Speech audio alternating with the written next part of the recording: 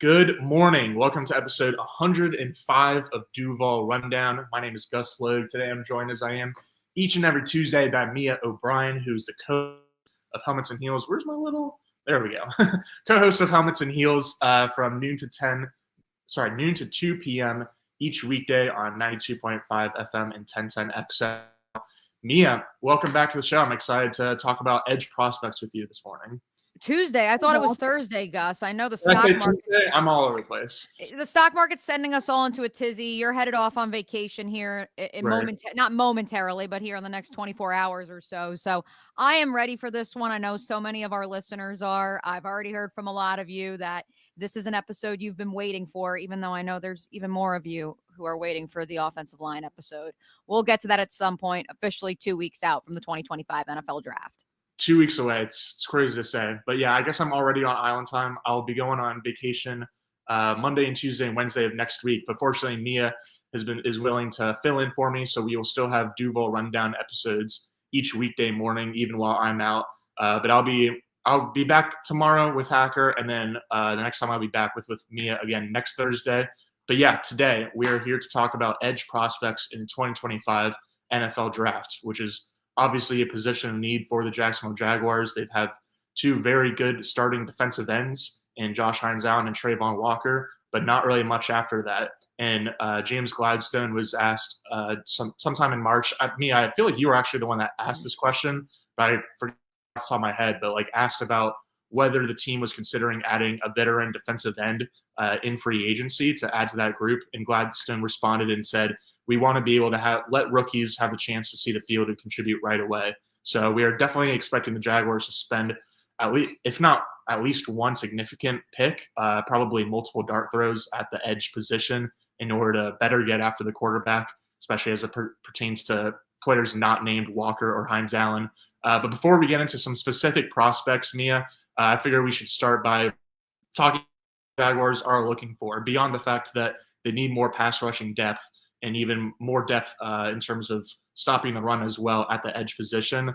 What do you think the team is going to be looking for at that position in this draft? Well, let's start with this, Gus. I don't want to say it's a low bar to clear, but the third leading sack getter on the Jacksonville Jaguars each of the last 2 years has had 3.5 sacks. So even for a rookie, we are not asking all that much here for someone to be a plug and play number 3, number 4 edge rusher behind Josh Hines-Allen and Trayvon Walker. Obviously, by all accounts, Eric Armstead will slide back to his natural position in the interior of the defensive line. You do still have Miles Cole, the 7th-round rookie out of Texas Tech, on the roster. No idea what the current staff thinks of him, and so I wouldn't bank on that being your 3rd or 4th edge rusher in a rotation. And so that's why I not only expect the Jaguars to draft 2 defensive linemen, if we're to include both the interior and the edge, Gus, before day 2 is through with the NFL draft. I think they could double dip at the edge position as well and go out and get their edge 3 and their edge 4. And so that's what I think is going to be interesting as we go through different names in this year's class, because I have a couple tiers, as I do, I feel like each and every week on Duval Rundown on Thursdays. I have a couple tiers, and within those tiers, there's sub tiers of, are you a 3-4-4-3 guy versus are you a potential pick at 70? Are you a potential 4th, 5th, 6th round guy? Because I do think it's important that we identify, hey, the Jaguars could draft 2 edge rushers in this year's draft.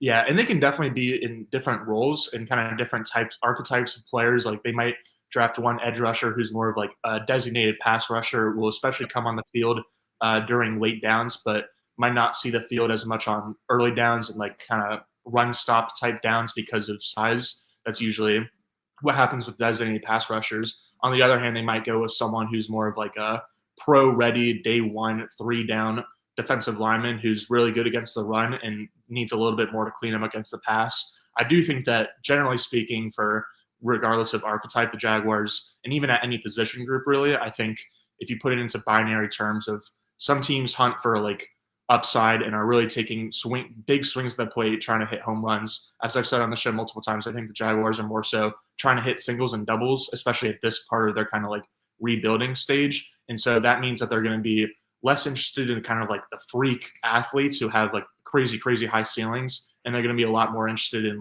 certainly athletes, but athletes that have been producing at the college level and producing for multiple years, even if they are older prospects and therefore have maybe less upside in the NFL. Again, they want to up their on-base percentage more so than their slugging percentage, I think is a good way to put it. The last thing I'll say before we get into specific names is that Gladstone said at the NFL Combine, talking about the defense and specifically the defensive line, the combination of urgency and explosiveness is something that I certainly prefer. So that's certainly something that I've been looking out for while I've been putting these names together. But Mia, unless you have any other general thoughts, what is the first name that you want to bring to the show? Yeah, the one final thought I'll say is this. I think that when you look at the defensive linemen and the edge rushers the Los Angeles Rams have drafted, when you look at the entire draft profile of players selected, as James Gladstone was the director of scouting strategy in LA, it's not just guys who are competitive, because I would argue if you're at this point of your football career, everyone's competitive to get to this point. Yeah. Maniacal is the word that I would use. And so that's where you not only need guys where their hair is on fire and they play like that, you need guys who their hair is on fire 24/7, 365. And I think that we're going to go through some names that, whether they have a chip on their shoulder for various reasons, or quite simply, they're just, maybe they got a couple screws loose. That's not to say that they're not sound fundamental football players, but they are those guys who attack each and every day as if it is their very last. And again, I just think competitive is an overused word during the draft cycle, but I do think that it's something that is going to be valued by this current administration in Jacksonville. Yeah, I mean, the biggest buzzword out of Jacksonville this offseason has been the fact that they want to bring in intangibly rich people, both player and staff, but obviously we're talking about draft prospects right now. And so one of the biggest intangibles certainly that the Jaguars will be looking for on either side of the line, but I think especially on defense, is that kind of not just competitiveness, but true tenacity, playing with hair on fire. Campanile hasn't given away any secrets about his defensive scheme, but he has said that he wants players to run through the whistle, which, again, is kind of coach speak. Like, I think any defensive coordinator would say they want that, but Campanile is really preaching that, and I think that's something that he's not going to just develop with the players that are here, but like they want to bring in players that already have that kind of competitiveness. So with all that said, what's the first name you want to bring to bat here, Mia? The first name I'm going to bring to bat, but I'm not even going to illustrate and, give the full rundown of him, because I do not believe he will be there at pick 36, is Donovan Ezaraku, one of the nation's leaders in sacks a season ago at Boston College. I believe he is intangibly rich. There's the connection between Tem Lakabu and Anthony Campanile from their time at Boston College. I'm not even going to go into Ezaraku beyond that, because it's a pipe dream that he would be there at 36. And so ultimately, I want to reserve that fantasy world for when it actually happens, manifest it off to the side. We'll call it the first 3 to 4 names, this next tier that I'm going to give you, Gus. I think the Jaguars' sweet spot for edge rusher will be at that 70th overall pick. I do not know if these first 2 players will be there, but I believe both of them would be fits for the Jaguars. And I'm curious if, because they're not athletes, how the rest of the league views them. And now I say that term loosely because, to be clear, there's going to be Buckeye fans. They're going to be mad at me when I say that JTT and Jack Sawyer maybe don't have the athletic profile of a Trayvon Walker or someone who's running a 4.6 40-yard dash at over 260 plus pounds. Now, what's interesting with those 2 players is they are certainly power rushers. These are guys that, while yes, they are fundamentally sound, the floor is high. That is ultimately, I think, what's the biggest selling point with both of those players who led the Buckeyes to the national championship this past season. I think the biggest selling point is that they're high floor, don't make mistakes, fundamentally sound in their technique. But is there that freak athleticism and the bend and the burst around the edge, or is it just simply they both play with tremendous effort? JTT checks in at 6'4", 265, 2 inches longer arms than Jack Sawyer, who I wrote down, and I promise this is not just because he's a white pass rusher. Is he a more rugged Aiden Hutchinson, Jack Sawyer? JTT, of course, is Samoan, and we love our Samoans. Sticking with JTT, 12.5 sacks last year, 20 plus over the last 3 years. Probably has more of a motor and, again, more athleticism than Sawyer. But Sawyer is that tough, dense guy who you can play in more of a 4-3. JTT, you could play in both odd and even fronts. Ultimately, for me, these Ohio State guys, much like Mason Graham, potentially in the first round for the Jacksonville Jaguars, they are solid singles right up the middle. You know what you're getting, and you know that they'd be great in run defense as well, and certainly sound tacklers, which is also at the forefront of what Anthony Campanile wants to do.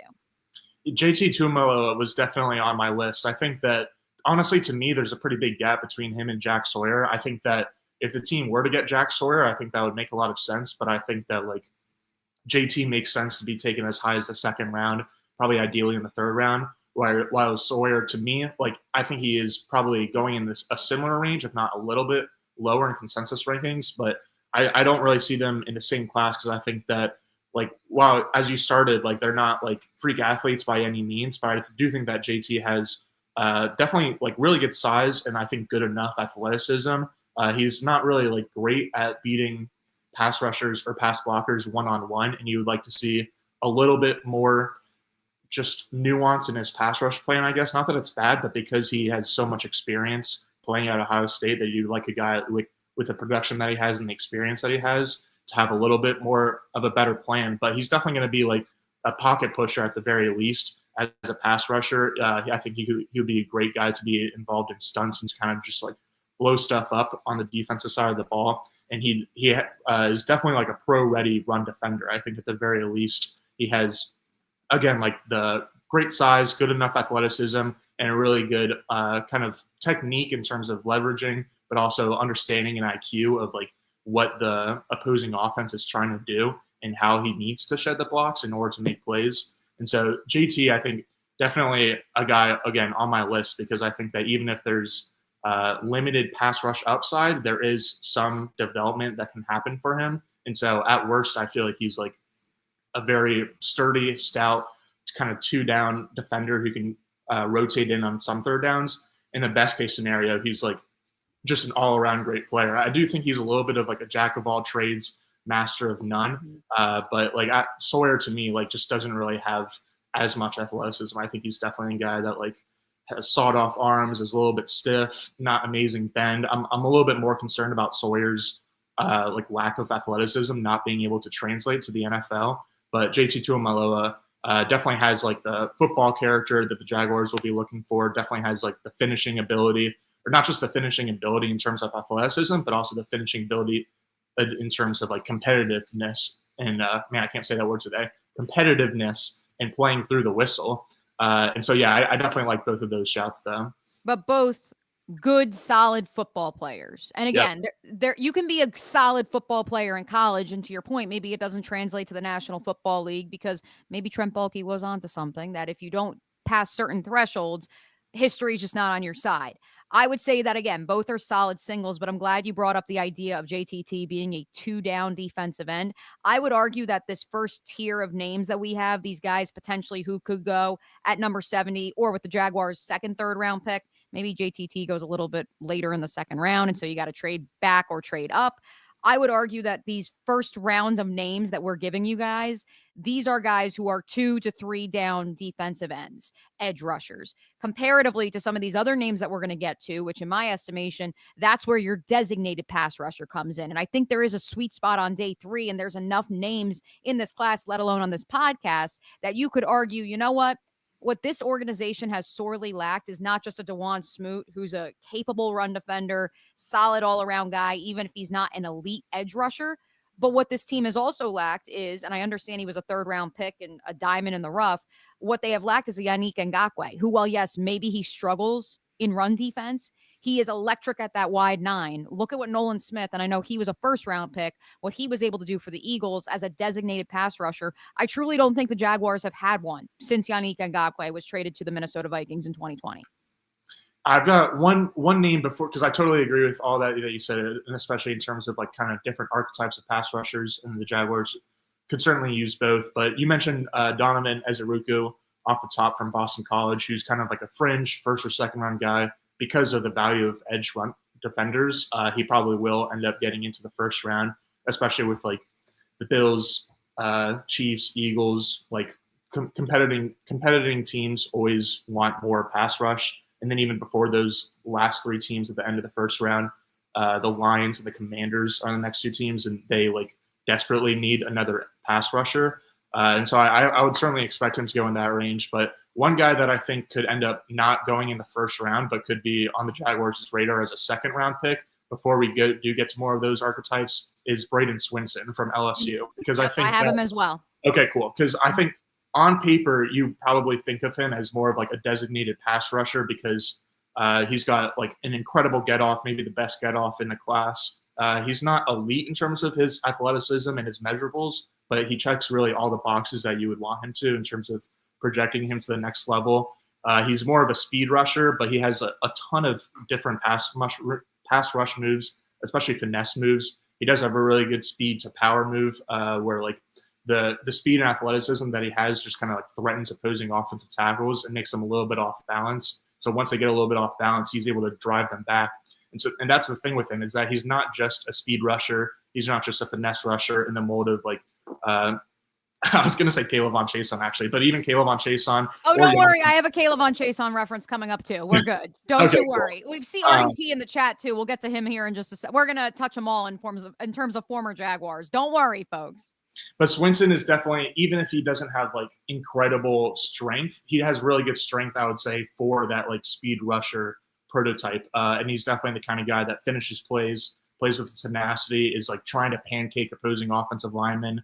And in the run game, he's certainly not great. I think that also has to do with like his kind of projection as maybe more of a designated pass rusher, and also part of the reason he's not thought of as like a clear-cut first round or even like fringe first round, second round type prospect. But he is like very willing as a run defender. That tenacity shows up in the run game too. It's not like he's taking off first and second downs just so he can pin his ears back on day 3. I think this is not just an edge position at the edge position, but like throughout the entire draft class, this like Braden Swinson is like one of the best models of a guy that does not take plays off. And so like he does need to work a little bit more on his counters, because while he has really good kind of bank of pass rushing moves, he can kind of like have wasted footwork as he's getting transitioning to different counters when his first move doesn't work.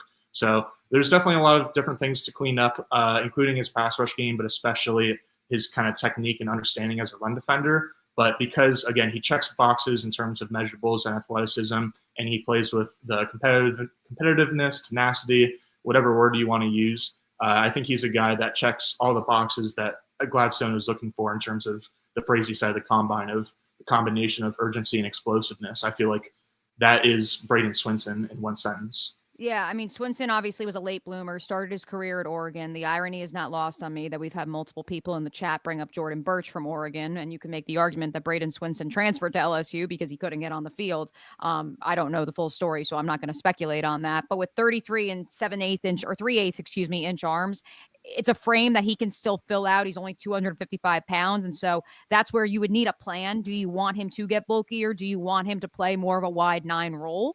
And so that's where I'd be curious to see whether it's in Jacksonville or somewhere else where Swinson lands and what role he ends up actually fulfilling. One more name in this tier of potential picks, second, third round. Robert, I see you're asking for JTT in the chat. We led with him. He's the first name that we went off the board with. So you can scroll back, listen to this on demand. We went in depth on JT Tuam. I'm going to butcher his name. I got Savanaia right, but I can't get JT. Give me my Samoans. What is it, Gus? Tuamailoa. There we go. The other name, speaking of names that are difficult to say, but this one I've mastered. The other name that I would put in this tier of second, third, day 2 edge rushers is Oluwafemi Oladejo. See, that one I can get, though, out of UCLA. Yes, been practicing that one ever since he started the Senior Bowl, not just on the field. He also won the Good Guy Award. Jim Nagy has gone out of his way since leaving the Senior Bowl and taking the GM role at Oklahoma to literally push Oladejo to anyone who will listen, because he believes he is, oh no, here she goes, intangibly rich. The passion in the locker room, the passion on the field that he plays with. You know, I don't know. I think Oladejo is Nigerian. I believe he is. I don't want to speak out of turn here. I believe he's Nigerian as well. You heard Foye Oluwaseun yesterday talk about the way he was raised, this idea of he's a frugal guy. He's focused on doing the work. I don't get the credit until I actually complete the job. That's how Oladejo plays. He is one of those guys who plays like his hair's on fire, and it's from whistle to whistle, which, as we outlined at the top of the show, that's obviously going to be paramount in Anthony Campanile's defense, whether you're in an even or an odd front. What, of course, is the reason that I will evoke, excuse me, the name K'Lavon Chaisson, is that Oladejo was an off-ball linebacker just a year and a half ago. He only became an edge rusher at UCLA after beginning his career at Cal because they didn't have the numbers on the Bruins roster, and he raised his hand and said, I'll switch to edge rusher, which was probably the best thing for him in his future because now all of a sudden we're talking about him as a third-round pick as opposed to maybe a day 3 off-ball linebacker. The reason I bring up Chaisson is because Oladejo has been playing edge for about 14 months, and he probably has more pass rush moves than K'Lavon Chaisson had coming into the National Football League.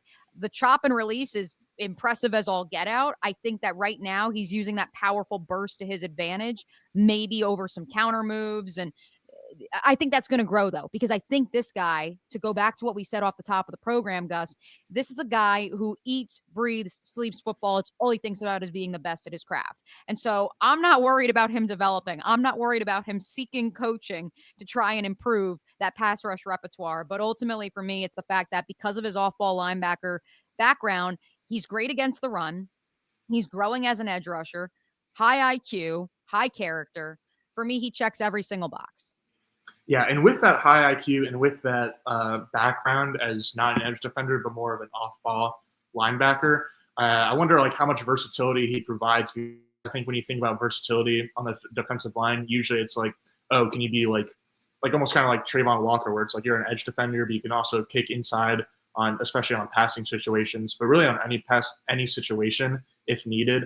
I feel like it's more so something for like Calais Campbell types who are like a defensive tackle, but they can also play big end at 5 technique. They can even go outside wider than that on like true passing downs. And so I think that's rightfully what most people think of when they think about defensive line versatility. But I also think, especially as it relates to what Anthony Campanile's defense might look like, if it's anything close to what Brian Flores is running in Minnesota, then it's going to be not just a lot of versatility in terms of like where can you line up and rush the passer, but the versatility of like, can you line up and rush a passer, but then also in some circumstances drop back and be like a flat defender or cover a running back out of the backfield. And having that versatility just makes it a lot easier for the defense to game plan, but really more difficult for the offense to be able to like understand what's going to happen on any given snap. And so I think that would be a really interesting one, because I think that, again, even if Campanile, I think it'll look like a diet version of Brian Flores' defense is kind of like what I'm guessing right now. And so to have a guy that will certainly be primarily a pass rusher, but like isn't an absolute zero when he's dropping back in coverage for a small handful of snaps per game, I think that would be really valuable for the Jags. I do want to note there is one other name that I would like to include in the second tier, because it's occurring to me as I'm looking in the chat and I'm seeing you guys throw out your favorite edge rushers, which keep them coming here on YouTube and on X and on Facebook. But Steve did bring up Kyle Kennard earlier, the South Carolina edge rusher, who I had in Mia's Mock Draft Monday 1.0, the Nagurski Award winner, the production obviously off the charts in his one season in South Carolina with 11.5 sacks. I feel it's been rather interesting, Gus, these last few weeks that Kennard has all of a sudden, like, people have been poking holes in his game and saying, was he actually the beneficiary of the monsters of a defensive front? Can he actually defend the run? I find that hilarious that we're having that conversation when we're literally out here picking up other names and players. And we're like, well, if you just line him up at a wide 9 and you tell him to go get the quarterback, he'll be great. Like, the dude didn't fall into this award and didn't fall into being one of the most productive edge rushers in FBS football last year by accident. So I don't know. What do you make of the Kyle Kennard? I don't want to say hate, but like the questioning here in the last 2 weeks before the NFL draft. Yeah, I haven't done a ton of research on him, and I really need to, because I think he is a guy that kind of fits what the Jaguars are looking for. I feel like I've seen him in a decent amount of mocks to the Jags, by people that I trust actually know what the Jags might be thinking or doing. I think the Jaguars also went to South Carolina's pro day, assumingly to watch Kennard, maybe some other guys too. I think they're interested in Worry for sure, the safety as well, depending on how far he falls. But yeah, Kennard, I think maybe the question for him is like that he has like most of the athleticism and measurables and traits on that end that you're looking for, but maybe not as much of like the football IQ in terms of like the understanding of like what's happening on all the plays in terms of, I don't know, getting like knocked off balance because he's not like making snap decisions. But again, I haven't done a ton of research for him, so that's a little bit of a guesstimate.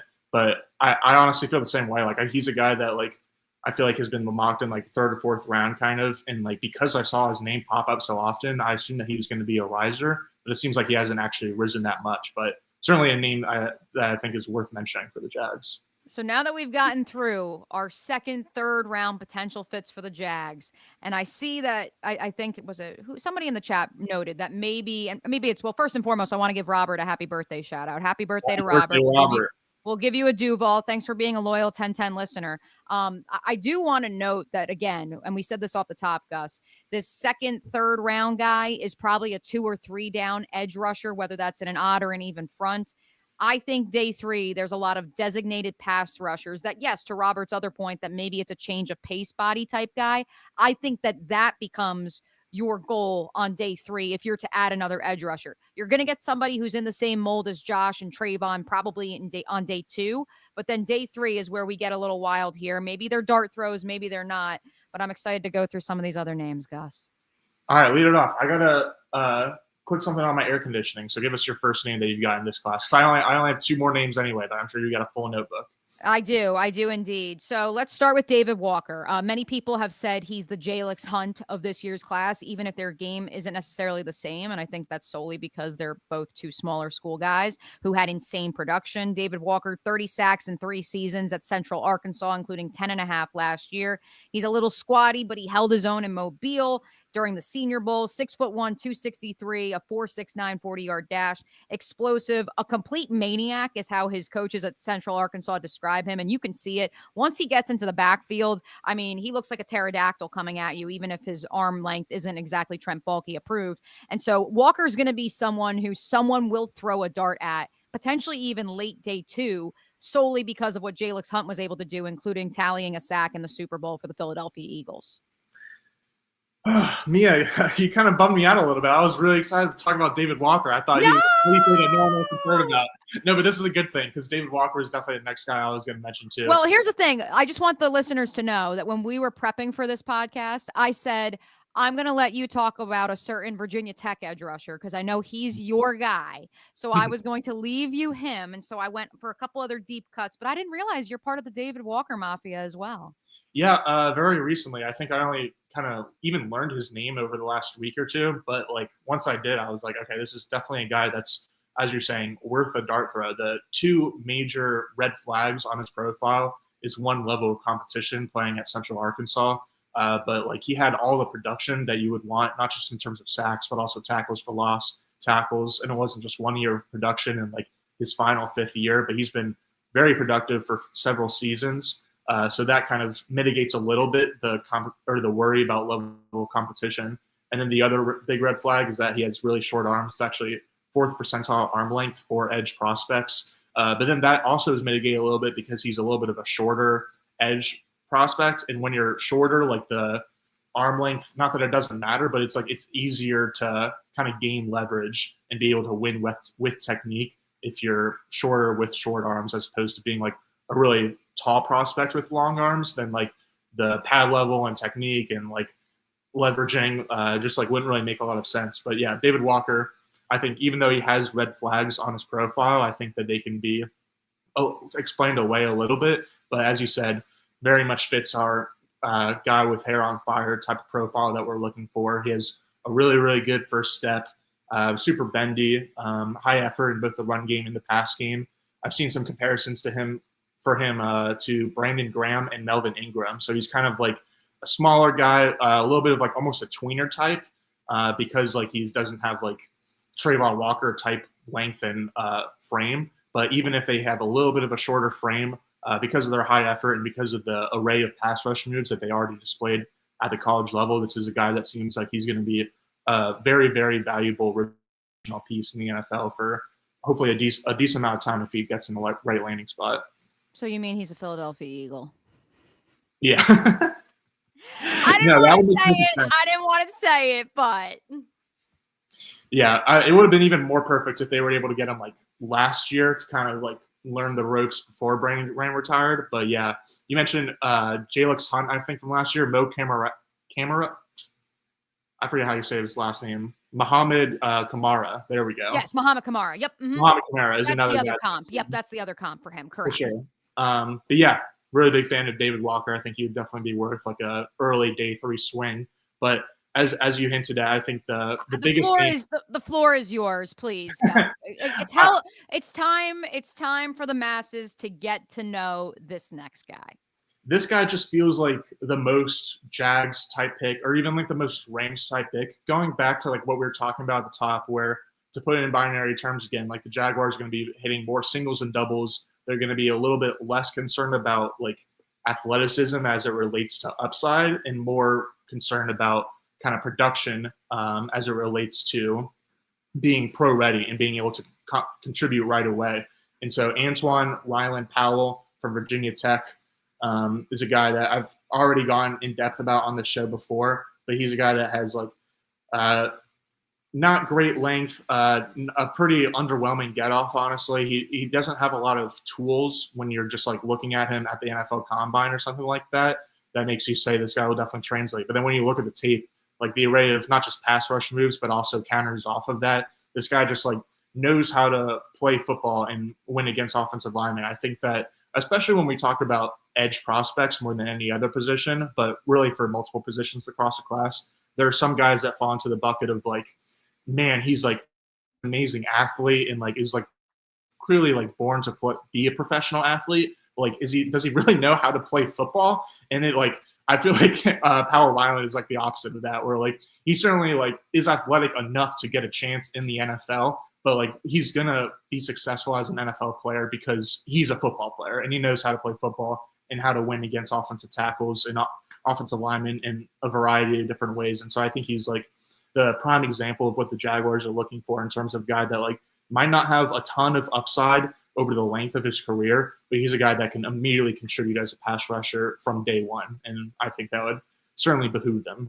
I love that we've also now dubbed him, thank you, Robert, once more, APR. APR is the definition, quite frankly, folks, of someone who you turn on the tape and you can't stop watching this guy. Now, in that same vein, Yasir Abdullah had double-digit sacks at Louisville in back-to-back seasons, and certainly he was an undersized linebacker, also playing in the ACC, and so I would understand some reservations, but ultimately for me, it's just the array of pass rush moves that APR has that I'm just like, this guy knows how to go get the quarterback, so line him up wide 9, let him go get the quarterback, and again, if you've already selected JTT or Oluwafemi Oladejo at this point on day 2, you're opening yourself up to this opportunity of we've already gotten our 2 to 3 down edge rusher who's going to be our number 3. Now let's throw the dart and see if we could get a designated pass rusher off the edge. Social asked, is he intangibly rich? I think he's got a chip on his shoulder by all accounts from everything I've read and from everything I've seen. And quite frankly, those are the guys who, to go back to the top of the podcast, the guys who are maniacal in their approach because they have been wronged, or in their opinion, they've been wronged some way, and they're just out to prove themselves right.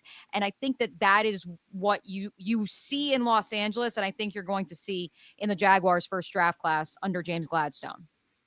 For sure. All right, Mia. So my 4 names that I brought today were Braden Swinson, JT Tuimoloau, Antoine Powell Ryland, and David Walker. So now I give the floor back to you to unload the notebook.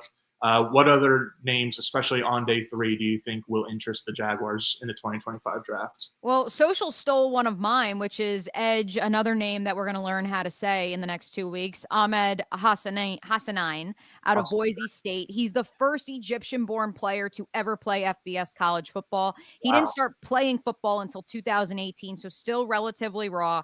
I loved this from the PFF guys.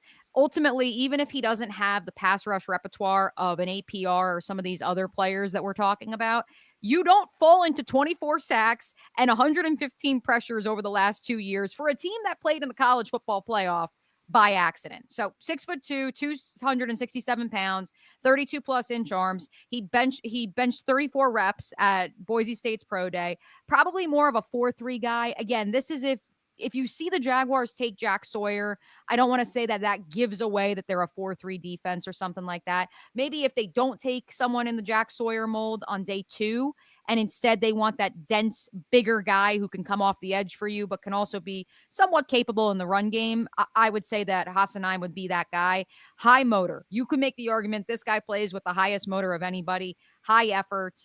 And I think that for me is where you say, you know what, if he's there in the 5th or the 6th round, he's the type of guy that you're going to bring him into your locker room. He's still going to have to develop on the field. You're not going to have to worry about him trying to get better each and every day. So. Yeah, I think closing speed is a really good trait of his too, which is like a little bit, I feel like almost underappreciated, because it's certainly like get off and having like the initial speed to threaten pass rushers is important. But it's like not every pass rusher needs to have this, especially if you're a heavy interior defensive lineman. But the ability to like actually finish plays and finish sacks against these NFL caliber quarterbacks is a big thing. So I think that he's got that ability, and as you're saying, kind of fits the profile of everything that we're looking for in terms of high effort, technique, and power that like will make him kind of an instant contributor. And it's just a matter of like how much he can grow. Can he grow into like a true 3-down starting defensive end? But I feel like at the worst case, he's going to be a valuable rotational piece. So like that shout out a lot. What's the next name you got? I got two more for you. This is the complete polar opposite. Now I've got a player who has all the measurables. There are Miami fans who say he disappeared after the Week 4 victory over South Florida, never to be seen again after flashing in his Canes debut against the University of Florida. That is Tyler Barron, the Tennessee transfer, 6'5", 258 pounds, 33 1/8 inch arms. He can line up on the edge. He can line up in sub packages like he did at Tennessee. Obviously, he played with James Pierce while he was there and a couple other notable names on that Tennessee defense and still found success. Ultimately goes to Miami to be the lead dog. Was he the lead dog? Did Miami just underwhelm in the second half of the season? I don't want to blame it all on him. What I'm interested by with Barron is that he has bull rush capability. He's physical at the line of scrimmage. He does use speed to win. He's got a couple of spin moves once he gets off a block. But I still have questions about the full repertoire. Again, the measurables are there. If Trent Baalke was still the GM of the Jaguars, Tyler Barron is a Jaguar tomorrow. Again, I listed off his measurables. He also ran a 4.46 40-yard dash at 258 pounds. Like, for me, it would be a no-brainer. I also think so much of this, and we don't have the answer to that right now, is while I expect this defense like Brian Flores to be, it's going to be a multiple defense. It's not going to be a Todd Wash, we are a 4-3 or a 3-4 defense. He's more in that 3-4 outside linebacker mold. And so I think, again, it comes down to what do the Jaguars want to have and what do they want to run? I'm curious your take on Barron, because kind of like Kyle Kennard, but in a very different vein. He's someone who so many were so high on early in the college football season last summer, and ultimately we've almost forgotten that he exists. Yeah, I don't really have much thoughts on, or any thoughts on Barron, if I'm being honest, because like I don't pay attention to like draft classes until the end of like the football season. So I've only been paying attention to the 2025 class since February. And so because Barron has kind of dropped off of the radar a little bit through his final 5th-year college season and was a more popular name the last summer, he's a guy whose name I recognize, but like I couldn't give you any more information, to be honest. And it's crazy because now he's like a 5th-round pick, and 9 times out of 10 you go to Miami and you become the lead dog. And you would think that would raise his stock. It did not. Yes, we'll address the James Pierce situation before we get to my final name on the notebook. So I will just tell you this from multiple people at the Combine, multiple people, and people I've talked to since I got back. I've talked to them on the phone. I've talked to them in person. James Pierce, you need to have a locker room that would be ready for that sort of personality. I also think you would need a coaching staff and a front office that recognizes some of the baggage, tangible baggage that he will be coming in with. Heard from people who I respect, and they just said he's not a good dude. And that's not to say he's not a good football player. Because once upon a time, people argued that Jalen Carter's not a good dude, and obviously he's a very good football player, and I think he's a good teammate as well. And so James Pierce may be a great teammate, but in terms of a citizen on the University of Tennessee campus, just know that there were a couple of instances where, I could see why some teams may take him completely off of their board.